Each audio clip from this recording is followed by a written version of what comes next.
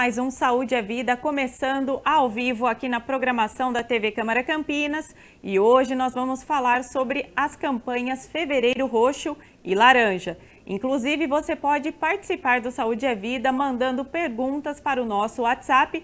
O DDD é o 19, o número é 978293776. Ele já está aparecendo aí na sua tela. E você também pode acessar o nosso número pelo QR Code.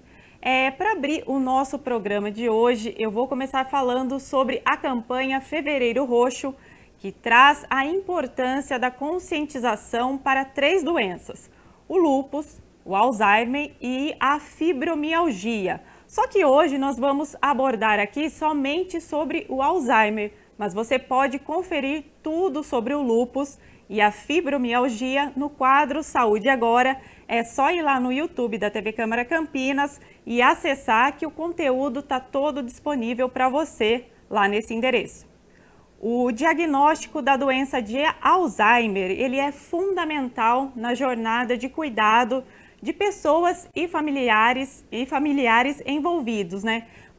Porque a partir, gente, do diagnóstico da demência que a gente consegue propor tratamentos e fazer planejamentos e assim proteger as pessoas com demência, porque podem ter riscos, desde pequenos acidentes até diversos tipos de violência que essas pessoas podem sofrer. Para falar sobre esse tema, nosso convidado de hoje é o Fábio Henrique de Gobi Porto, neurologista e diretor científico da Associação Brasileira de Alzheimer São Paulo. Dr. Fábio, muito obrigada pela sua participação ao vivo aqui na nossa programação da TV Câmara Campinas. Uma boa tarde. Boa tarde, é um grande prazer estar aqui. Espero poder ajudar a gente a entender um pouquinho melhor sobre a doença de Alzheimer. Exatamente, doutor. Para a gente começar, vamos explicar então para o pessoal que está em casa o que é o Alzheimer e como que ele se manifesta. Então vamos lá. A doença de Alzheimer é a principal causa de demência. Tá? O que é demência? Demência é uma palavra um pouco pesada às vezes, que tem várias conotações negativas, mas tecnicamente falando, demência é uma condição em que você tem um declínio cognitivo, uma perda de memória, uma dificuldade de linguagem. Em geral, você tem também uma alteração de comportamento. A pessoa fica mais triste, mais apática, mais ansiosa, mais irritada. E a soma dessas duas coisas, o declínio cognitivo e as mudanças comportamentais, causa um declínio funcional. A pessoa não consegue mais viver de maneira independente como antes. Então, não consegue mais organizar as finanças, não consegue mais dirigir, não consegue mais tomar algumas decisões mais complexas. Então, isso é demência. A doença de Alzheimer é a principal causa de demência nos idosos. Então, demência é como se fosse um conjunto de sintomas. Doença de Alzheimer é a causa principal. Então, a doença de Alzheimer é uma doença degenerativa, então que ela vai piorando aos poucos, em que ela é caracterizada pelo acúmulo anormal de algumas proteínas no cérebro. Essas proteínas são chamadas de beta-amiloide e de tau. E essas proteínas vão matando os neurônios, especialmente os neurônios que fazem a memória recente. Então, o principal sintoma da doença de Alzheimer é uma dificuldade em aprender informações novas, lembrar conversas, lembrar informações importantes que são mais recentes. A pessoa fica muito mais repetitiva, repete várias vezes o mesmo assunto. Às vezes tem dificuldade de se localizar. Então, assim, não consegue dizer se o caminho é para um lado ou para outro, mesmo numa rua conhecida. E aí isso vai aumentando aos poucos. Exatamente, doutor. Agora, eu queria que o senhor falasse um pouquinho quantos estágios a doença apresenta. Uhum. Então, quando a gente fala nos estágios, a gente está falando nos estágios sintomáticos. Por quê? Porque, na verdade, o acúmulo anormal da proteína acontece anos antes da pessoa ter o declínio cognitivo. Então, a pessoa pode ter a proteína no cérebro e não ter nenhum sintoma. Então, ela está lá normal, né? Está envelhecendo em geral, está com as proteínas, mas isso não dá nenhum sintoma. Ela pode ter uma redução muito sutil, muito leve da memória, em que a pessoa percebe esse declínio, mas ela vai no médico, faz os testes, está tudo normal, chamado de declínio cognitivo subjetivo. Aí a doença vai piorando e a pessoa pode ter um declínio objetivo. Ela percebe que está com a memória ruim, vai no médico, o médico consegue detectar uma falha na memória, mas a pessoa está independente, não está tendo nenhum declínio funcional. Isso é chamado de comprometimento cognitivo leve. O próximo passo evolutivo é a chamada demência leve. O que é demência leve? É quando a perda de memória, em geral, já causa um declínio funcional. Esse declínio acontece para atividades mais complexas, lidar com finanças, trabalhar, tomar decisões financeiras, organizar uma viagem, coisas mais difíceis. Conforme vai progredindo, passa a ter um comprometimento chamado de moderado. O que é uma demência moderada? É quando já existe dificuldade em escolher a própria roupa, por exemplo. A pessoa já fica repetindo roupa, usa roupa que não é o habitual, uma roupa rasgada, uma roupa suja. Qual que é o próximo passo? A fase moderada grave, quando existe dificuldade já de se vestir, por exemplo. Né? Enfiar assim, o braço na roupa, a perna na calça. Quando existe dificuldade de usar o banheiro, fazer higiene pessoal, ou de tomar banho, precisar de ajuda ou de alguma assistência para tomar banho, em geral a doença vai piorando para ter incontinência. Essa é a fase moderada grave. A fase grave da doença é quando já existem comprometimentos para andar no equilíbrio, para falar, achar palavras, uma coisa bem mais intensa. Já começa a ter dificuldade de engolir, então a pessoa tem engasgo, e aí a gente já está falando daquelas fases que a pessoa já está bastante comprometida, já está tendendo a ter dificuldades mais motoras. Então a doença ela tem, às vezes, décadas de evolução, desde uma fase muito leve até uma fase muito avançada. Então, um grande, talvez, uma percepção errada das pessoas é que Alzheimer é quando a pessoa está muito grave. Na verdade, tem fases muito leves, tem fases até assintomáticas da doença de Alzheimer. Então, essas fases clínicas, elas são definidas pelo sintoma, pela capacidade funcional. Doutor, você comentou sobre esses sintomas, né? Que eles podem ser leves e eles podem aparecer também bem antes, né? Com que idade, geralmente, os estudos indicam aí que esses sintomas eles já podem estar presentes, como o senhor disse, dessa proteína, né? Que já pode estar aí presente no cérebro da pessoa. Então, a doença de Alzheimer, ela é classicamente uma doença de pessoas mais velhas. Então, a doença, ela tem uma prevalência pequena, então, dependendo do estudo, de 1 a 3% aos 65 anos, tá? Mas ela vai dobrando a incidência a cada 5 anos. Então, conforme as pessoas vão envelhecendo, existe um risco maior de desenvolver sintomas da doença de Alzheimer.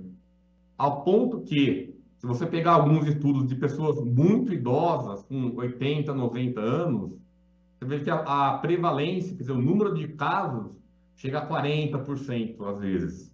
Então, é uma doença que o principal fator de risco, além de questões genéticas, é o próprio envelhecimento.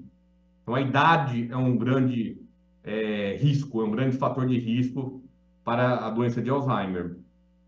Até ia questionar sobre isso mesmo, se o fator genético ele é bem relevante nesses casos. Então, ele tem aí uma boa porcentagem aí na incidência da doença. Isso, mas a gente tem que ter calma, porque quando a gente pensa em genética, a gente pensa naquela genética da cor dos olhos, né? Então, olha, se a minha mãe tem olho azul, eu consigo calcular a probabilidade de eu ter olho azul. Essa genética é chamada de mendeliana, né? Até existem formas muito raras de doença de Alzheimer que têm essa genética. Mas eu diria que é muito pouco, assim, menos quase de 2, 3% dos casos. A grande maioria dos casos, a genética é chamada complexa ou poligênica, em que você tem vários genes de risco. Quer dizer, o gene, ele não determina a doença, e sim determina uma chance aumentada de ter a doença. Porém, você consegue modificar a expressão desse gene através de hábitos. Por exemplo, o exercício físico ao longo da vida reduz a expressão, reduzindo a chance da pessoa ter, por exemplo, doença de Alzheimer. Então, se você tem um parente de primeiro grau com a doença, não é certeza que você vai ter a doença, não é esse tipo de genética. Por isso que é um pouco mais complexo. Mas sim, idade genética correspondem a mais ou menos 60% do risco. Entendi. A gente pode dizer então que é um fator que influencia, mas não é o que determina, né? Isso, então ele não é determinante. Doutor, agora quais são os tipos de Alzheimer, né? Tem vários tipos, como que isso é estudado aí dentro da medicina? Então, a doença de Alzheimer, ela tem várias subdivisões. Então, ela pode ser a forma senil, que acontece após 60 ou 65 anos, que é a grande maioria, ou uma forma pré-senil, que acomete pessoas mais jovens. Então, em geral, menos que 60 ou 65 anos. E aí, as formas senis, então mais de 65 anos, a grande maioria, o sintoma é uma perda progressiva da memória recente. Então, a pessoa vai, aos poucos, tendo uma dificuldade em aprender informações novas. Então, ela esquece coisas recentes, fica repetitiva, esquece de tomar remédio. Então, sintomas mais relacionados à memória. As formas pré-senis e, algumas vezes, nas formas senis, os sintomas iniciais são diferentes. Então, você pode ter uma forma atípica, uma forma que não é a forma mais comum, em que a linguagem é afetada, em que a pessoa tem uma dificuldade, por exemplo, de achar palavras, de dar nome a objetos. Existem formas da doença em que a pessoa tem uma dificuldade de processar a visão, então processar o espaço. Então a pessoa começa a não conseguir achar as coisas, por exemplo, fica procurando, fica olhando assim como se estivesse não enxergando bem, não consegue fazer baliza, tem muito acidente de carro, ralada, porque você precisa da visão para dirigir bem. Existem algumas formas da doença, a pessoa tem alterações comportamentais. Então a pessoa fica mais irritada, mais triste, fica muito desorganizada, parece um déficit de atenção, mas que começou mais tarde. Então existem até formas motoras da doença, em que a pessoa tem uma dificuldade em executar movimentos finos com a mão, por exemplo.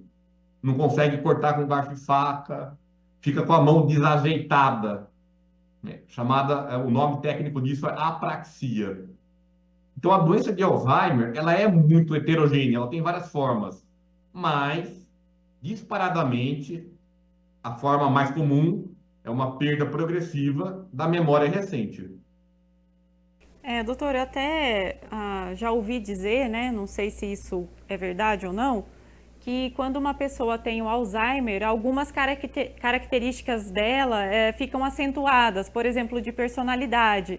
Ela fica mais, Uhum. se ela já era teimosa, ela fica muito mais teimosa, ou brava, já fica muito mais brava. Isso acontece mesmo? Sim, isso acontece.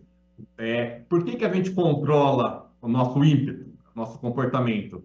Porque a gente tem a racionalidade, a razão, então a cognição, que meio que freia os nossos impulsos, as nossas emoções. Agora, imaginem se uma doença começa a reduzir progressivamente a cognição. Esse impulso automático do comportamento aflora. Então, uma certa exacerbação de traços da personalidade é um achado muito comum na doença de Alzheimer, especialmente às vezes em fases iniciais, em que a memória não é tão percebida, mas a pessoa começa a ter essas questões mais comportamentais. Por isso que quando eu falo de demência, a gente tem que sempre lembrar que existe uma face comportamental da doença. E pode ser também muito heterogênea, pode ser para mais, para menos, né? Mas a pessoa ela tem algumas mudanças. E essa redução do freio comportamental, também às vezes é encontrado, sim. Doutor Fábio, quais são os sintomas e as principais consequências dessa doença, né, aí para quem tem que lidar, né, com o Alzheimer? Então, o sintoma mais comum, mais uma vez, é um declínio ou uma redução progressiva da memória recente. Isso muito frequentemente causa dificuldade em lidar com finanças. A pessoa não consegue lembrar se pagou uma conta ou não. Às vezes paga duas vezes, às vezes não paga. Uma dificuldade, às vezes, de tomar a medicação. Quer dizer, como que você sabe que se você tomou o remédio hoje? Você meio que volta mentalmente no tempo e lembra, olha, hoje de manhã eu estava tomando um café da manhã, tomei meu remédio. Mas isso fica muito difícil se a sua memória de curto prazo está ruim. Então você não lembra se tomou o remédio ou não. Isso dificulta muito a adesão. Um outro sintoma é a dificuldade topográfica, de se localizar, de traçar caminhos. Então a pessoa às vezes está dirigindo, é para cá ou para cá? Às vezes se perde. E aí, o conjunto desses sintomas faz com que a pessoa precise de ajuda progressiva. No começo é uma ajuda para lidar com finanças, para dirigir, para tomar os remédios, mas a necessidade de ajuda vai aumentando. Então, conforme a doença progride, a pessoa precisa de ajuda. E aí entra os cuidados com a doença de Alzheimer, né? Então, às vezes, ter um suporte familiar, ter, às vezes, um cuidador contratado, é fundamental para que a pessoa viva bem. Porque muitas vezes a pessoa se frustra e fica irritada, né, com a dificuldade em fazer as coisas. E aí a gente avalia o paciente e fala, nossa, ele está irritado, vamos dar remédio. Mas, na verdade, essa irritabilidade vem de uma frustração crônica, de não estar conseguindo fazer as coisas, e às vezes as pessoas esperam que ele consiga, ou que ela consiga, porque conseguia antes. Por isso que entender a doença de Alzheimer é fundamental para que todo mundo consiga viver bem com ela. Até queria que o senhor falasse um pouquinho, né, já que nós estamos no mês da conscientização, né, sobre a importância exatamente de ter informação, né, sobre essa doença. O Fevereiro Roxo é sobre isso, né, sobre conscientização, sobre esse diagnóstico precoce para começar o tratamento quanto antes. Isso, então a gente tem no Brasil, e acho que nos países latinos, uma ideia de que é demência senil, passando a ideia de que é normal ter demência com o envelhecimento. E o fato é que não é normal. Então, quando você envelhece e você perde a funcionalidade por uma alteração cognitiva comportamental, isso não é um envelhecimento normal. Isso indica uma doença. Então, se a gente começar a achar que isso é normal, o que que acontece? A gente não faz o diagnóstico, a gente não faz o tratamento que alentece a progressão da doença, e a gente não faz mudanças ambientais para que todo mundo consiga viver bem. Então, entender a doença é fundamental, ter um diagnóstico precoce ajuda também a ter um melhor prognóstico. Às vezes as pessoas pensam o contrário, olha, se eu não procurar o diagnóstico, eu não vou sofrer, eu não vou saber. Mas na verdade, lá no futuro vai sofrer muito mais, porque você não vai ter tempo de se adaptar, você não vai procurar informações relevantes a respeito da doença. Então, um grande pensamento, uma grande obra da Abras, da Associação Brasileira de Alzheimer, é tentar fazer essa conscientização para que as pessoas procurem um atendimento médico para ter um diagnóstico, porque isso faz diferença, e uma diferença positiva. Doutor Fábio, a gente está falando bastante, né, do diagnóstico. Vamos explicar um pouquinho para quem está em casa, nos acompanhando, né? Nós estamos ao vivo aqui. Aproveitar então e explicar para o pessoal como que é feito esse diagnóstico do Alzheimer. Bom, então o diagnóstico ele é feito basicamente através de uma consulta médica. Então o médico ele vai ouvir as queixas, olha, está tendo uma perda de memória, a pessoa está repetitiva, está perdendo muito objetos pessoais. Então faz uma anamnese, então essa coleta de informações, mas existem testes de memória em que o médico pode fazer. E esse teste, ele torna uma queixa subjetiva, minha memória está falhando, em um dado objetivo. Olha, num teste de memória, de 0 a 10, a sua memória foi 4. Isso não é normal para a sua idade e para a sua escolaridade. Vamos ter que investigar. Então, a queixa de memória, ela tem que ser traduzida num score objetivo, quer dizer, num teste objetivo. E aí, tem alguns exames de sangue e, de preferência, um exame de imagem. É melhor a ressonância, mas em alguns casos a tomografia pode também ajudar, que serve para excluir outras doenças e avaliar alguns aspectos da doença de Alzheimer. Por exemplo, a redução do volume da região do cérebro que faz a memória recente. É uma região que chama hipocampo. Então, isso é típico da doença de Alzheimer. E aí, hoje em dia, para quem tem interesse, tem acesso para alguns casos específicos, você tem exames chamados de biomarcadores. São exames que você consegue medir as proteínas, a beta-amiloide e a tau, com a pessoa viva, sem precisar fazer uma biópsia.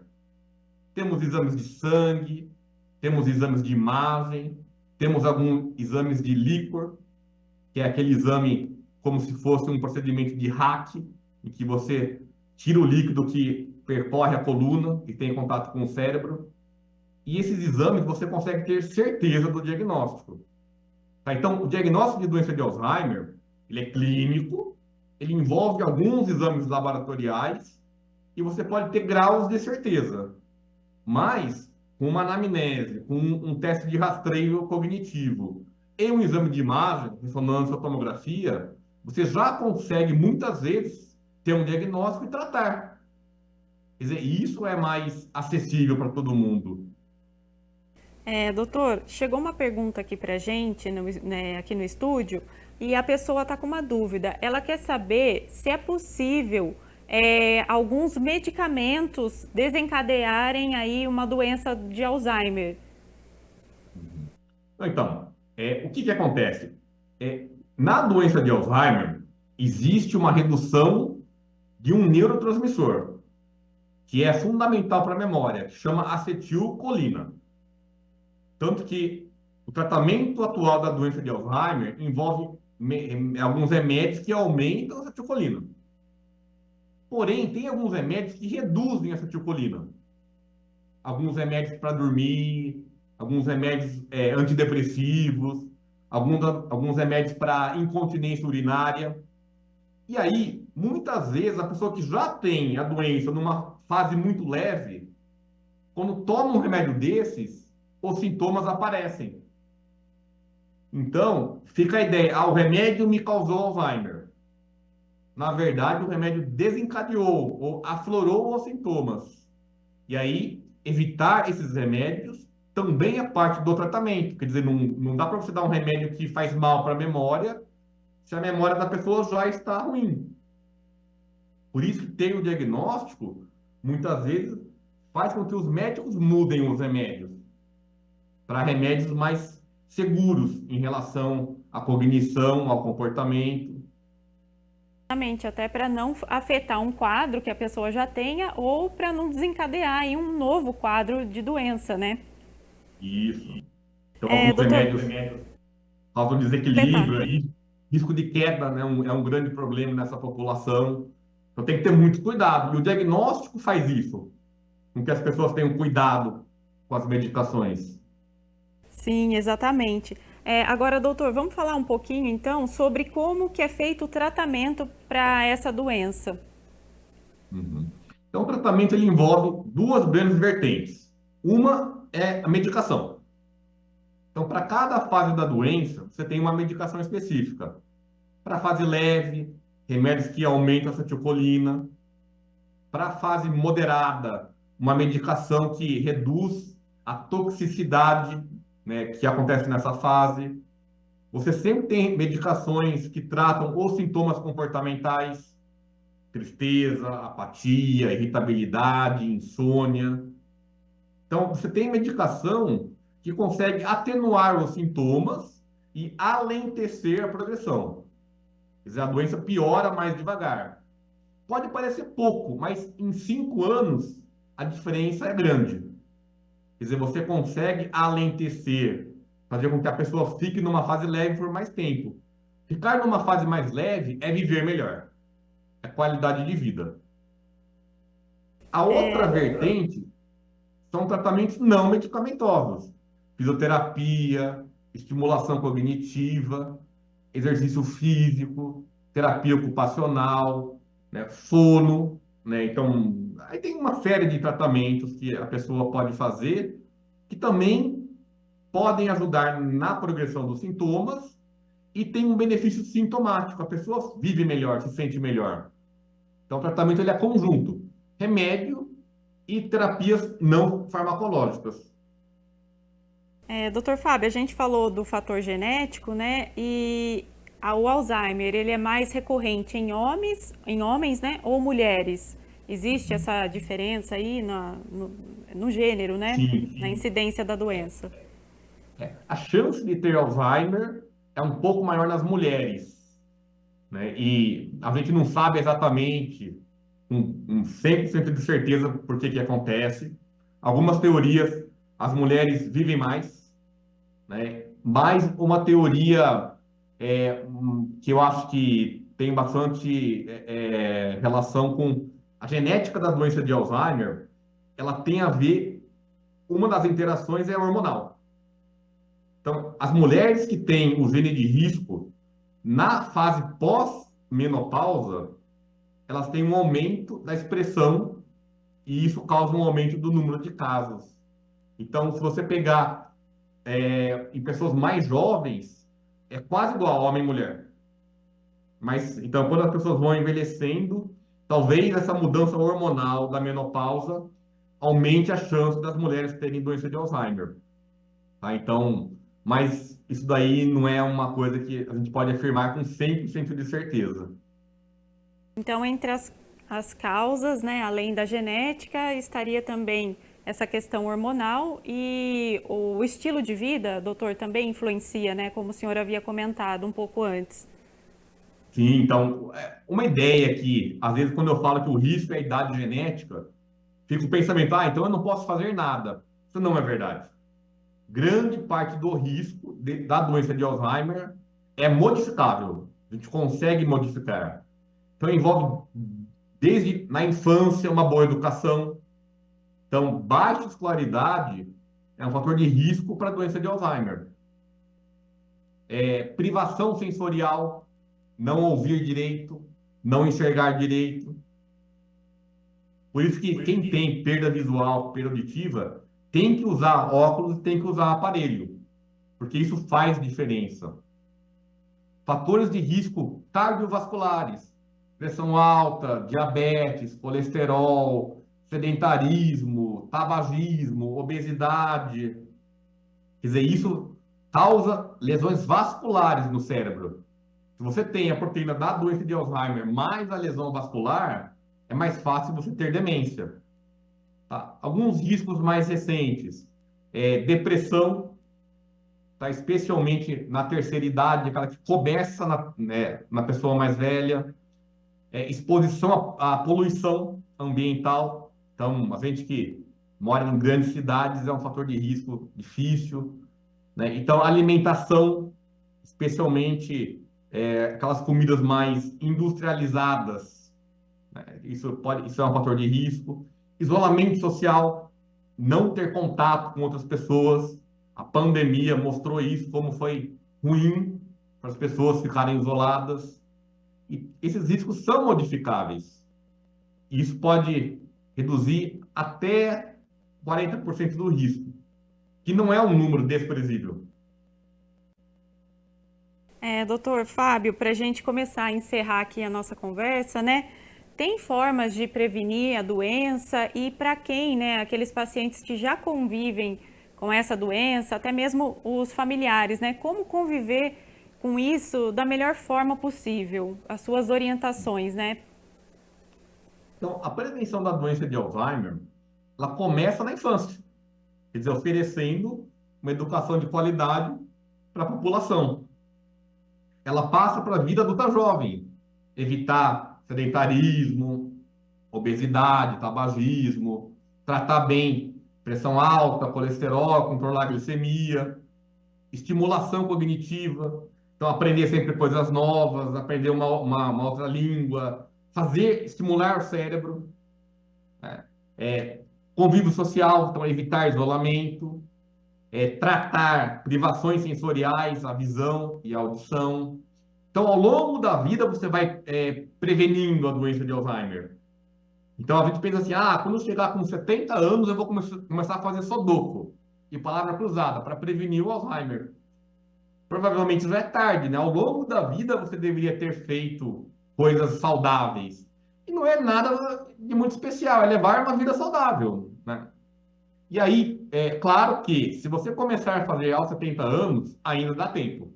Quer dizer, nunca é tarde. Nunca fiz, quer começar? Comece, vai ser muito bom. Mas o ideal é começar desde jovem. Quer dizer, você formar uma poupança de neurônios para que você tenha um saldo maior quando você envelhecer. Uma dica que eu dou para quem convive com a doença de Alzheimer é, olha, procure informações de qualidade sobre a doença. Entenda a doença, entenda que o esquecimento não é proposital. Muitas vezes eu ouço assim, olha, ele repete de propósito para me irritar. E não é isso. Então, quando você entende a doença, você consegue lidar melhor com os sintomas. E às vezes você tem que ter uma paciência intensa, né? Uma paciência de Jó para conseguir lidar com isso. Mas entendendo a doença é muito mais fácil. Então, entender ajuda muito a aceitar. Aceitar ajuda a tirar aquela carga emocional, aquela raiva, né? Aquela sensação de revolta que acontece quando você tem alguém familiar, parente, alguém que você da sua família com a doença.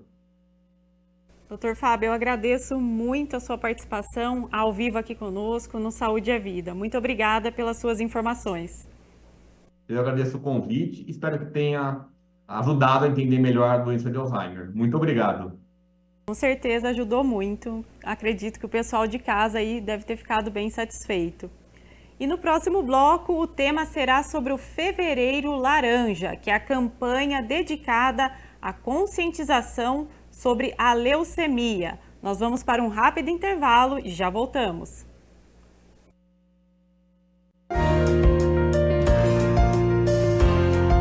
Bom, obrigado a vocês.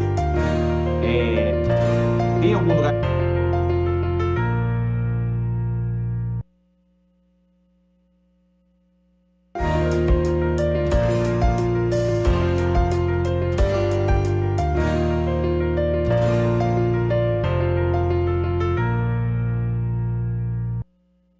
Olá, estamos de volta com o programa Saúde é Vida. Nós estamos falando sobre as campanhas Fevereiro Roxo e Laranja. Lembrando você em casa que o nosso WhatsApp, né, para você participar é o 19 97829 3776. Vai aparecer aí na sua tela para você mandar perguntas, comentários e participar aqui conosco no nosso programa. O Fevereiro Laranja é a campanha que aborda a conscientização sobre a leucemia e a importância da doação de medula óssea.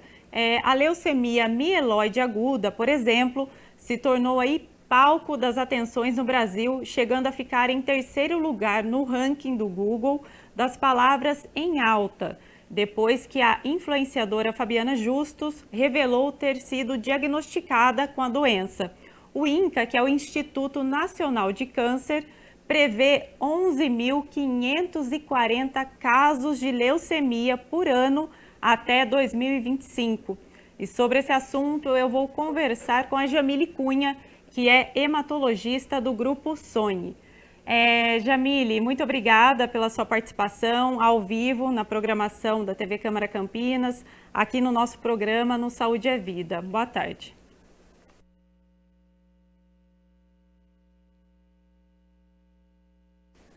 Imagina, a gente que agradece. Doutora, vamos explicar para o pessoal que está em casa, nos acompanhando nesse momento, falar sobre a leucemia. O que é a leucemia? Falar um pouquinho, né, de forma geral sobre essa doença. Bem, a leucemia ela é um tipo de câncer da medula óssea. Então, é um câncer que a gente tem proliferação de células que não deveriam estar lá, tá? E essas células atrapalham o funcionamento normal da medula óssea, que é a fábrica do sangue. Existem dois tipos, no contexto geral de leucemias, que são os tipos de leucemia aguda e os tipos de leucemia crônica. Como você falou, o subtipo que está mais em alta agora, por conta do pronunciamento da influenciadora, é uma leucemia aguda, que é a leucemia mieloide aguda. Esse termo mieloide é o tipo de célula que essa leucemia apresenta, que está lá dentro da fábrica do sangue, que é a medula óssea. As leucemias é muito importante a gente abordar agora no Fevereiro Laranja, né? Que é muito importante as pessoas entenderem sobre essas doenças. Então, essas campanhas servem, tem esse objetivo do entendimento da população geral dessas doenças e também para que a gente consiga ajudar, às vezes, pessoas que estão em dúvidas, que têm um parente passando por isso, né? Ou então apresentam alguns sintomas e não sabem para onde ir, o que a gente deve fazer. Então, essas campanhas são muito importantes e tem esse objetivo de informar a população sobre o que é a doença e como a gente proceder, né, a partir do diagnóstico. Doutora, quais são as causas da leucemia? Infelizmente, a gente não tem uma causa desfecho, né? Então, a gente não tem algo que a gente consiga falar que necessariamente foi o que causou. A leucemia são doenças que acontecem por conta de mutações genéticas, que nós chamamos ao acaso, ou seja, não tem motivo. E mutação genética é diferente de mutações hereditárias, né? Então, as mutações genéticas, elas acontecem porque o corpo mesmo, o organismo desenvolve, infelizmente, mas não são doenças hereditárias, né? Que passam de familiares para outros. E as leucemias agudas, elas são, como o nome já diz, agudas. Então, infelizmente, os pacientes eles não têm muito tempo de sintomas. Então, a gente tem um paciente que estava super bem, uma pessoa que estava normal, e em dias ou semanas podem apresentar alguns sintomas e ter o diagnóstico de uma leucemia aguda. Então, a manifestação desse tipo de leucemia, ele é bem rápido, doutora? Exato. Então, normalmente não é uma doença, a leucemia aguda, que a pessoa tem sintomas de forma arrastada por longo tempo. Então, o máximo que a gente percebe são, no máximo, algumas semanas com sintomas. Os sintomas principais das leucemias, eles dependem um pouco do tipo de acometimento, mas, de forma geral, é da anemia, que dando sintoma de cansaço mais importante, indisposição, uma fadiga que você não costuma ter. Outro tipo de manifestação pode ser sangramentos, porque podem cair as plaquetas, que são as células que trabalham na coagulação do sangue, então a gente pode ter sangramentos, tanto sangramento de mucosa, tipo gengiva, nariz, né, espontaneamente, que a gente também não tinha antes, ou sangramentos de pele, como as manchinhas roxas ou pontinhos vermelhos.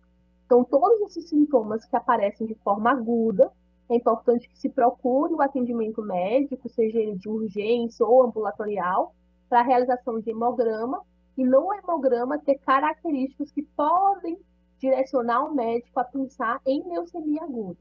Mas o diagnóstico definitivo, ele é dado na avaliação da medula óssea, com o exame de medula óssea.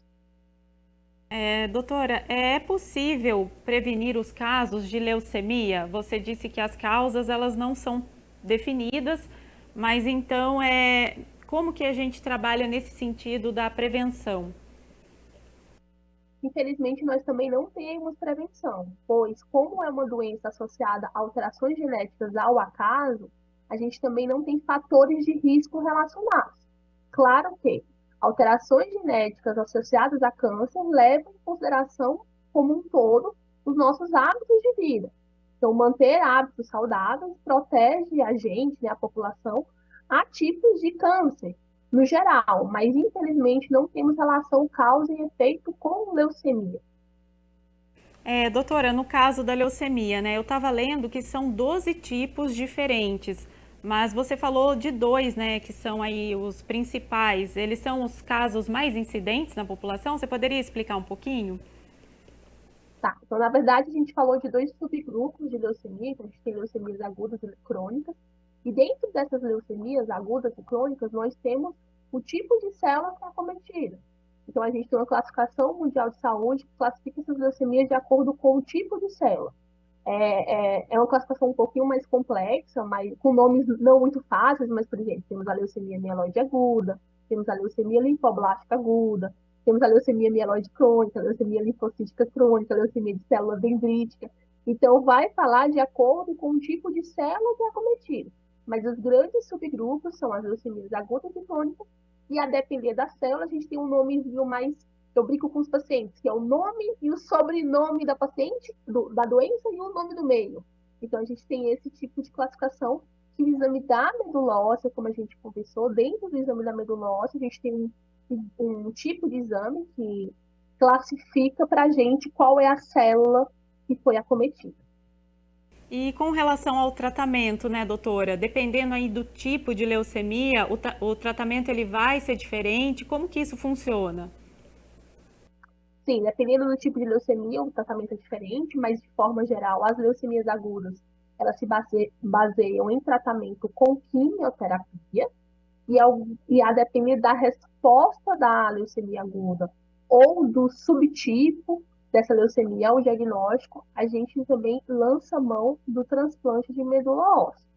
Já as leucemias crônicas, o tratamento pode ser associado a remédios orais ou até mesmo só observacional. Então, você consegue perceber que, apesar de ter o mesmo nome, são doenças bem diferentes umas das outras. Por isso que o hematologista é essencial na condução desses casos. O transplante de medula óssea, ele ajuda tanto a gente consolidar o tratamento feito por a quimioterapia, como também naqueles pacientes que fizeram quimioterapia de primeira linha, mas não obtiveram uma resposta adequada. Então, o transplante vem como um braço pensando mesmo na cura desses pacientes.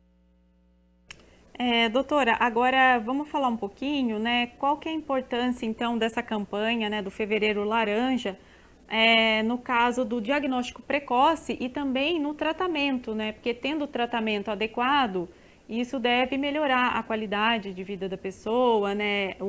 Deve melhorar também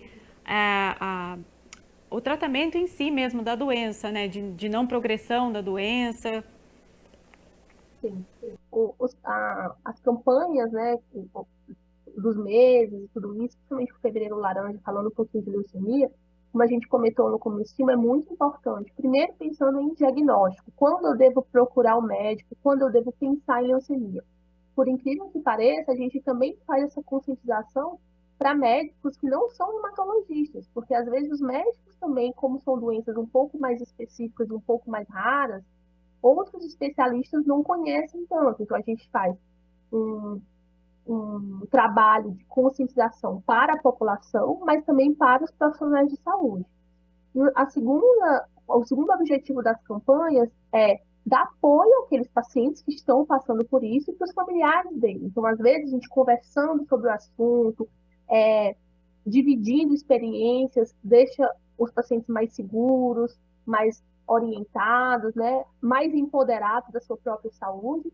E o terceiro objetivo da campanha é para a gente incentivar a doação de medula óssea, de ser um doador voluntário, né? Porque a gente sabe que a doação de medula óssea para o paciente ela pode acontecer de parentes, né? Então, de irmãos, ou de voluntários que vão lá no banco de sangue, dão seu tempo e uma amostra do seu sangue para ver se são compatíveis com alguma pessoa que precisa. Exatamente, doutora. Até gostaria de entrar especificamente nesse assunto, né, de doação, de como que funciona, né, o transplante de medula óssea, explicar um pouquinho para o pessoal que está em casa, nos acompanhando agora, ao vivo aqui na programação da TV Câmara Campinas, com esse assunto, né, tão importante. Como que é feito esse transplante? Como que ele funciona? Tá? O transplante de medula óssea, diferente do transplante de órgãos, tipo rim, coração, ele não é uma cirurgia, tá, pessoal? Eu sei que tem muito esse imaginário que a gente pensa em transplante de órgãos sólidos, mas o transplante de medula óssea, ele é diferente. Então, o transplante de medula óssea, ele é como se você fosse coletar a célula-tronco. Então, você recebe uma medicação que não há risco para o doador, e você coloca o paciente numa máquina que capta só aquela célula de interesse, que é a célula-tronco. Captado essa célula, que fica numa bolsinha, como se fosse uma transfusão de sangue, em algum momento o paciente vai receber essa bolsinha, que ela é repleta de célula-tronco, e essa célula-tronco recebida vai lá na medula óssea do paciente, se transformar e começar a habitar aquela medula, e a gente tirou a célula doente do paciente. Então, a gente vai receber a célula jovem, imatura, do doador, e essa célula vai proliferar células normais, né, sem doença. Então, para o doador de medula, ele não precisa passar por uma cirurgia, ele vai fazer uma coleta dessa célula-tronco, tá? E aí a gente faz uma análise desse doador. Então, quando o doador é voluntário, ele vai passar por entrevistas, vai passar por um processo seletivo de fazer alguns tipos de exame de sangue, ver se tem alguma condição de saúde impeditiva para ele ser doador, e só assim dar continuidade ao processo. Então, caso você se cadastre num banco de sangue como doador, apesar de você ser compatível, você vai passar por todo esse processo, e tudo isso é explicado para o doador, dando ele a chance de dar continuidade ao processo ou não. Quanto tempo demora para saber se o transplante foi realmente efetivo para aquele paciente? Tá? Durante a internação do paciente, aí o paciente é bem diferente do doador, tá? Ele passa por um período para zerar as células da medula óssea, vai receber essas células-tronco que a gente conversou do doador, e ao longo da internação ele mantém um acompanhamento dos exames de sangue para a gente ver o retorno da população sanguínea voltando, né, pelo exame de sangue. E aí depende um pouco do tipo de doença, do tipo de quimioterapia que foi feito, e aí dá mais ou menos aí em torno de 30 dias a 20 dias de internação. Mas isso é só para o receptor. Então, o doador está na casa dele, tranquilo, e o receptor que está passando por esse processo. Doutora Jamile, depois que o paciente aí passa por esse transplante, a vida volta ao normal? Como que é esse pós-transplante? Tá. Infelizmente, a leucemia aguda e o transplante de medula são situações um pouco mais difíceis em relação à saúde do paciente. Então, mesmo após o transplante, o paciente precisa, sim, de um acompanhamento. A gente fala que o primeiro ano aí, pós-transplante, é o ano mais crítico desse paciente, com acompanhamentos mais próximos. A gente tem, como o paciente acaba que vai precisar usar imunossupressão, né, para não ter rejeição da célula que ele recebeu, ele vai estar com mais risco de infecções oportunistas, então, infecções mais graves, nesse primeiro ano pós-transplante. Na maioria dos casos, após esse primeiro ano, o paciente, sim, se for levado à cura, tem vida normal, e o acompanhamento mesmo, a gente fica pai e mãe de paciente, né, pro resto da vida, mas um acompanhamento mais tranquilo e uma vida mais tranquila também. E o transplante, ele é realmente efetivo, né? Nos casos que a quimioterapia não está surtindo efeito, é isso? Isso, o transplante de medula, ele faz parte do tratamento da leucemia aguda. Alguns pacientes necessariamente vão para o transplante, dependendo do subtipo de leucemia, e também da resposta à quimioterapia.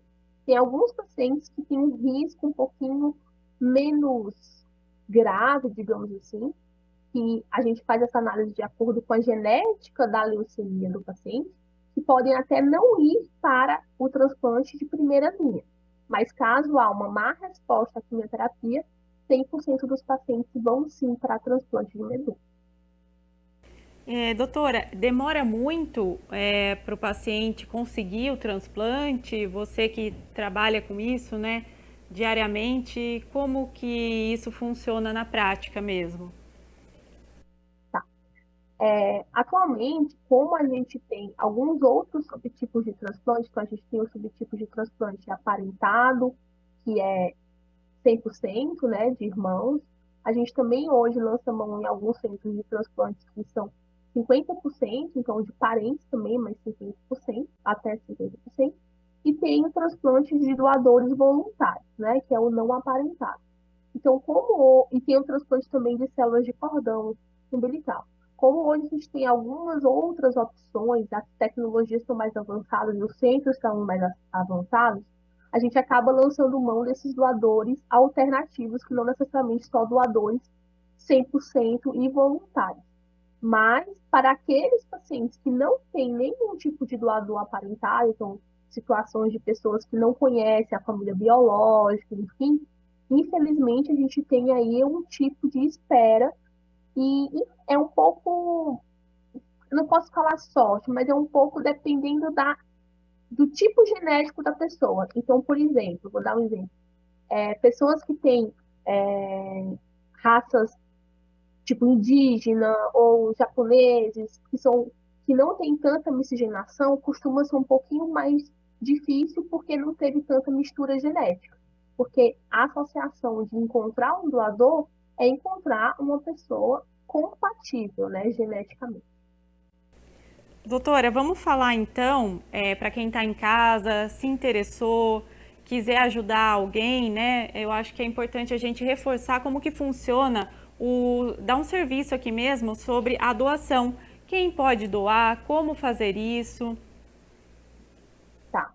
Então, hoje a gente tem, normalmente, os centros de doação, né, para a gente cadastro de doadores, são os hemocentros, então a gente vai espontaneamente ao hemocentro, por exemplo, aqui da Unicamp. A gente pode doar a partir voluntariamente de 18 anos, se cadastra, né, vão ter todos os seus dados pessoais. Você vai coletar um tubinho de sangue e fazer uma entrevista base, tá? Esse tubinho de sangue serve para a gente fazer compatibilidade genética com os receptores. Então, os receptores, que são os pacientes, também a gente manda um tubinho de sangue deles. Faz uma triagem básica e, a partir daí, você pode ou não ser compatível com alguém.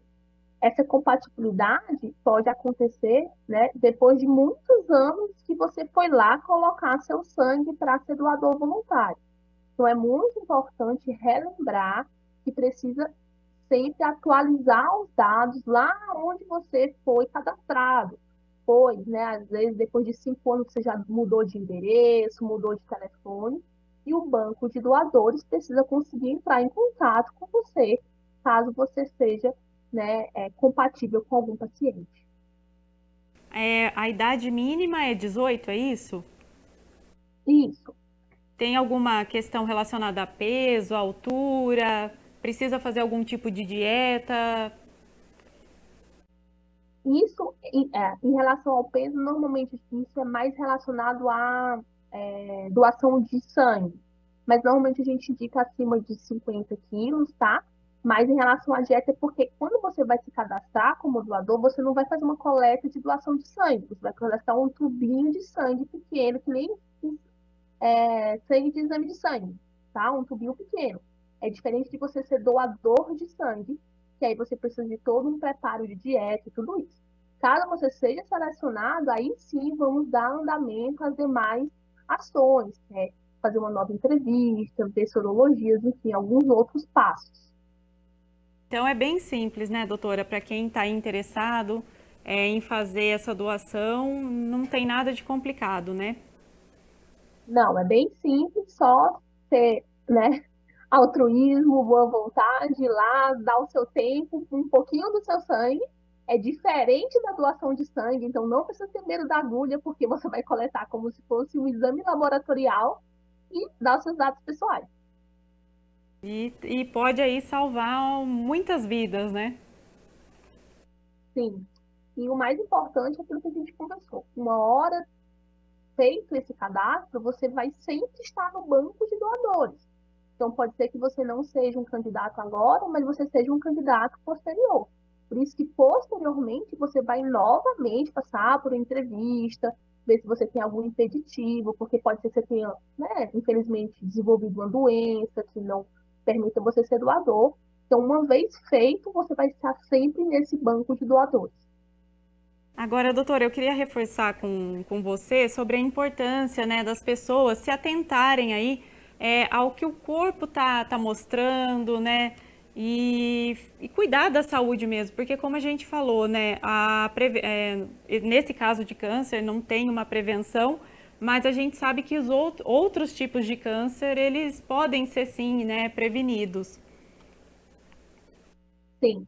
Então, gente, novamente, não é porque a gente não tem uma relação causa e efeito com esse subtipo de câncer que os hábitos de vida saudáveis não importam no desenvolvimento do câncer em geral, tá? Então, apesar que você tem uma tendência genética, a gente sempre pode ter bons hábitos para evitar que essa tendência genética vire um câncer. Então, lembrar de não fumar, praticar atividade física regular, bons hábitos alimentares, evitar alimentos embutidos, né? Bebida alcoólica em excesso. Então, todos esses hábitos saudáveis impedem o desenvolvimento de cânceres como um todo. E a qualquer sintoma, né, que a pessoa tiver, qualquer sinal, fundamental então procurar ajuda, procurar um especialista. Sim, então, reforçando, os sintomas das leucemias agudas, eles acontecem, né, como o nome já diz, agudamente. A gente pode lançar mão, caso você tenha sintomas muito importantes, do ambiente de pronto atendimento mesmo, né? Não precisa ficar esperando, vai lá no pronto atendimento, fala seus sintomas. Lá você já consegue fazer um hemograma que faz em qualquer lugar, que é o primeiro exame para detectar leucemia. Caso você não tenha acesso, pode ir no posto de saúde ou no serviço ambulatorial. E nessa primeira avaliação, a gente já consegue pensar em leucemia e encaminhar o paciente para o serviço especializado ou para o centro de hematologia. Tá joia, então, doutora, eu agradeço muito a sua participação ao vivo aqui no nosso programa, no Saúde e Vida, pela sua explicação, né, sobre a leucemia. Muito obrigada mesmo. Obrigada a vocês, espero ter sido clara. Não é um assunto fácil, mas é um assunto que a gente precisa reforçar sempre para conseguir cada vez mais ajudar mais pessoas, né? E evitar desfechos infelizes, né, nessa situação. Com certeza, doutora. Em Campinas, gente, um recado para vocês aí de casa, o cadastro da medula, ele pode ser feito no Hemocentro da Unicamp. O telefone para informações é o 0800 722 8432. Eu vou repetir para vocês, 0800 722 8432. Se você, né, tiver interesse em ajudar alguém ou alguém da sua família, só entrar em contato. Doutora, muito obrigada novamente. Obrigada, gente. Boa tarde. Nós estamos encerrando mais um Saúde é Vida. Obrigada aí, pessoal de casa, pela companhia. Você pode conferir esse programa e também outros no YouTube da TV Câmara Campinas. Também não se esqueça de nos acompanhar no Facebook, Instagram e também no YouTube. Só acessar que você vai encontrar todo o conteúdo lá. Até o próximo Saúde é Vida e uma ótima tarde.